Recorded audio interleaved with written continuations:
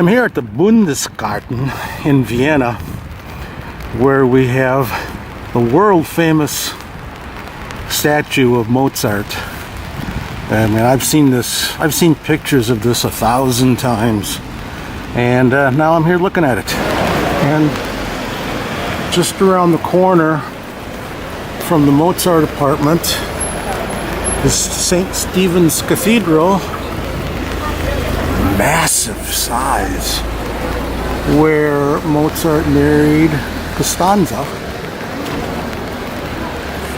And I mean, it's unbelievable. This is the back side. This is the front. Massive. I mean, this is big. Just being in the vestibule is unbelievable. I mean, I've never seen anything like this.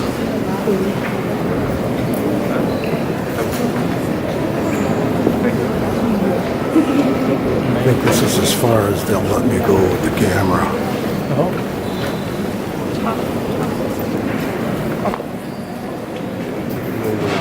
Let's see.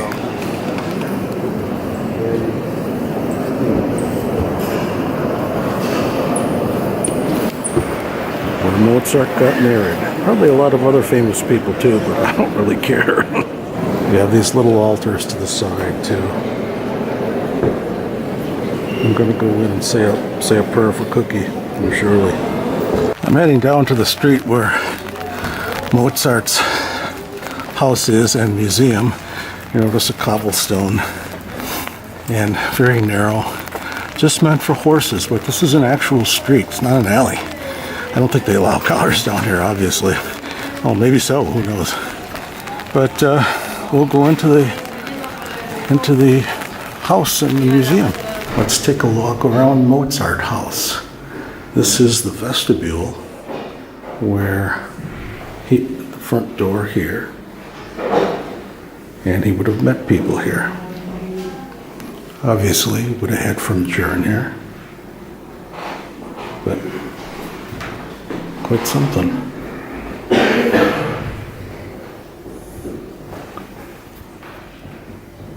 Study, maybe? Could have been his office. Well, that kind of sucked. I got nailed for taking pictures. Can't take any pictures in there.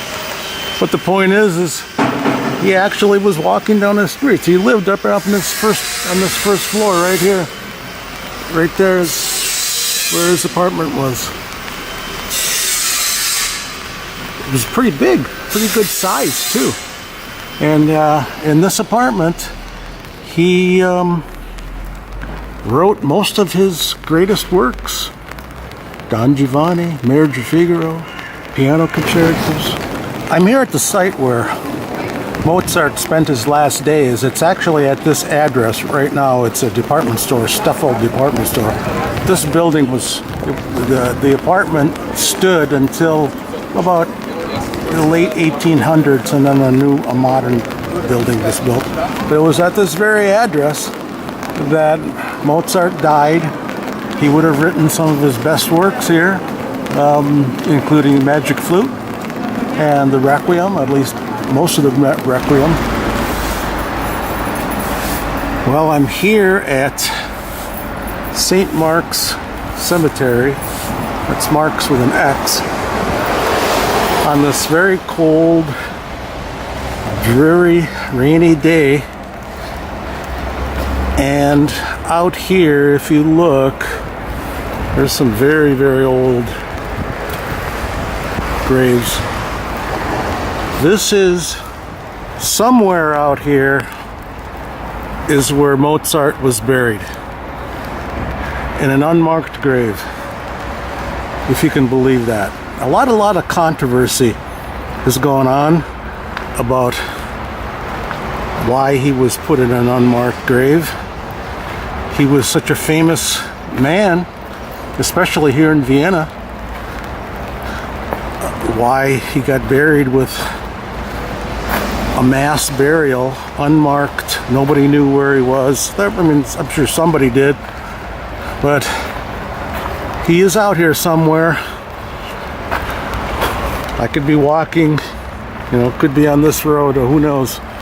What's striking to me is how far away this is from what would be the center of the city of Vienna. Even now, 250 years later, this is a long way to go. I had a hard time finding it. But this is it. I've wanted to come here since I was in college. Not necessarily that I would find him, because people have been searching for forever. And it's an interesting place. There's a monument to him somewhere. We'll go find it. Here is the entrance to the monument of Mozart. Obviously, this isn't where he is buried, but this is the nicest thing out in this cemetery. You have to really wonder, what? It looks like somebody broke the top of it off.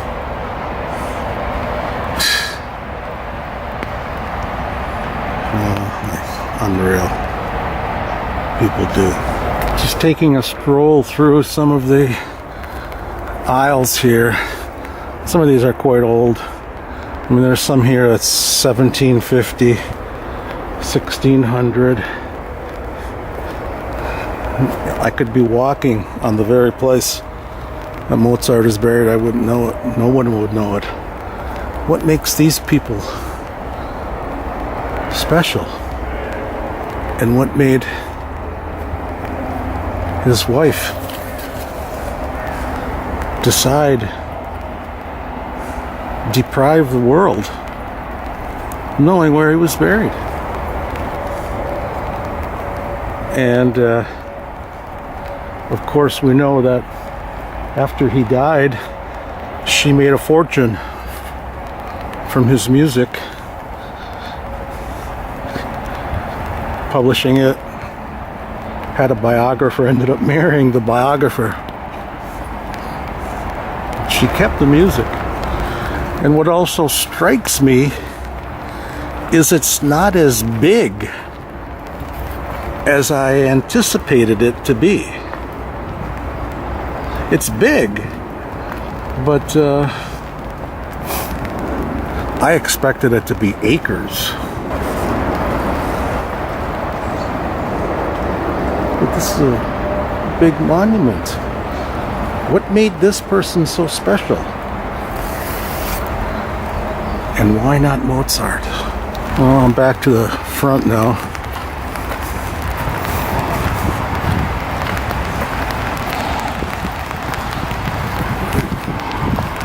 It's quite a place. I never imagined it would be like this. But somewhere out here, Wolfie, where are you?